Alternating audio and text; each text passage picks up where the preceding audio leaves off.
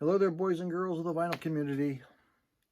Tony P from the basement, hanging in there. The knee is on the mend.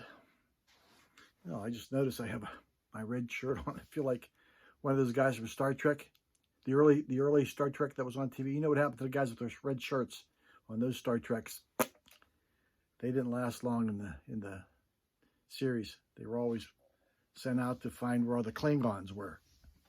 There's a joke in there, but I'm not going to do it.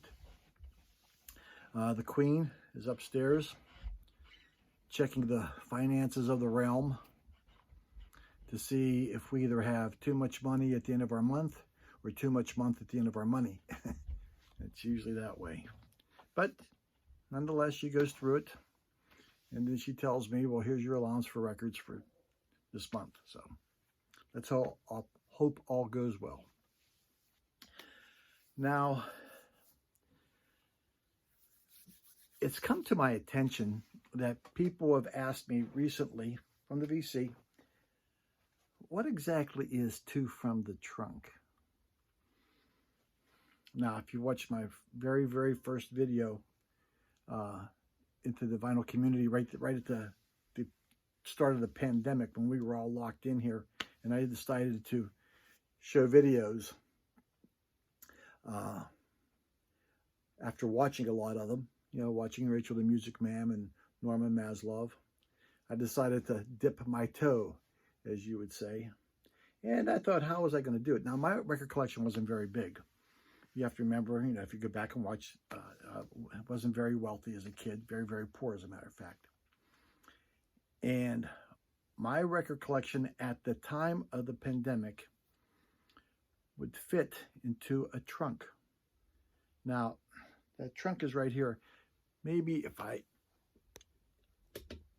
take you off my tripod, and I don't know if you can see it or not, but that is the trunk that all my records would fit in. And my plan was to take two albums out and talk about them. Unfortunately, that never came to be. And if you saw that old goat's VCLT response to me, he figured that out too. So that's what I initially was going to do. And I don't know if I'm doing this right. There's the trunk. That's a lot better shot than my big fat belly. And my collection fit in that at one time. And as we progressed, you notice my albums are spilling a little bit out. And I got to get a new Calyx back here and start putting things back where they were. So my plan was to get, let me put you back on my tripod here. My plan was to pull two records out, talk about it. Never materialized. And I got stuck with the name, and hey, you tell me, should I change it? Or just leave it the same and let it go? So that's how Two from the Trunk came along. Maybe I should go back. If I open that right now, you should see what's in there. No, it's not the body of Jimmy Hoffa. But all the packages, records, and VCLT with addresses, everything, I threw them in there so I know that where they will all be, and my wife wouldn't throw them away.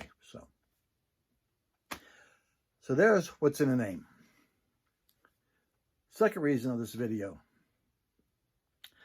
There was a thread going around about debut albums. And show us the debut albums in your collection. And I watched a couple of those, and usually end up pretty much the same. You show your Led Zeppelins and your Beatles and Chicago Transit Authorities, all those ones that everybody seems to have. And what I did was I picked 5 that I thought were less viewed on the VC. So here I am showing you 5 albums that maybe don't get a lot of love. Is that what you would say? On the VC. First one. the Monkees on the Monkees.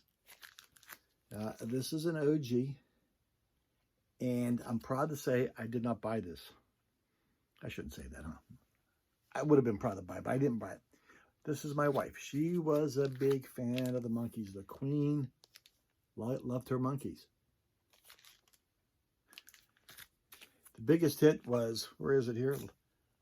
Last Train to Clarksville. There they are, Mickey, Peter, Michael, and Davy. And if you were real good, you can pick them up on Monday nights on NBC at 7:30, which I did. And I think, let me open this up. I think this is a mono version. I guess it's on Cold Gems. Is it mono? Yes. It says right in the bottom here. Mono. Yeah, so this is my wife's album. The Monkees. That's one. You don't usually see them. She has 5 or 6 more. She really dug the Monkees. Another one, you probably do see this from time to time. This is Blind Faith's album. This is an OG too. Belonged to one of my buddies who gave it to me. Good album.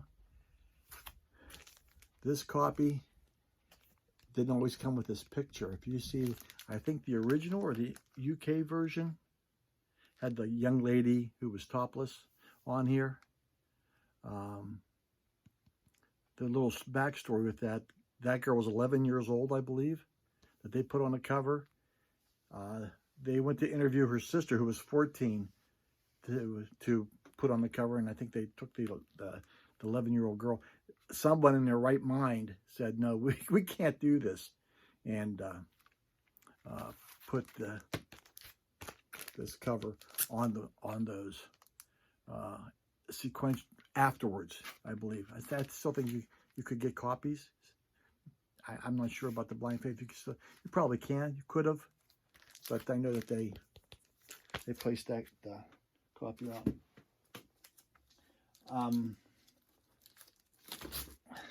This is a really, really good album. Angel Clare, Art Garfunkel. This is his solo, debut album after going out on his own after Paul Simon. Very, very soft, very smooth, very low key. Great album. I always call this one of those Sunday morning albums, especially if it's raining or snowing. You put this puppy in here. But listen to who's on this album. This is the back of it, by the way. You have J.J. Kell, Jerry Garcia, Paul Simon is on here also. Art Garfunkel and Roy Haley produced this. They admitted that Art Garfunkel wasn't a good writer, and he did a lot. They brought writers in for him. I think he borrowed a lot. He does I Shall Sing, which is one of his hit songs. That was a Van Morrison song. He does Paul Williams' song, Traveling Boy. What else does he do? He does a couple Jimmy Webb songs. But if you find it, this is a really good debut album. Art Garfunkel, Angel Clare. Now, if you've been watching, you've known that I've been getting the telephone. No, that's the Queen. The Queen will get that. We'll let it ring. Name unavailable. Who has a name unavailable?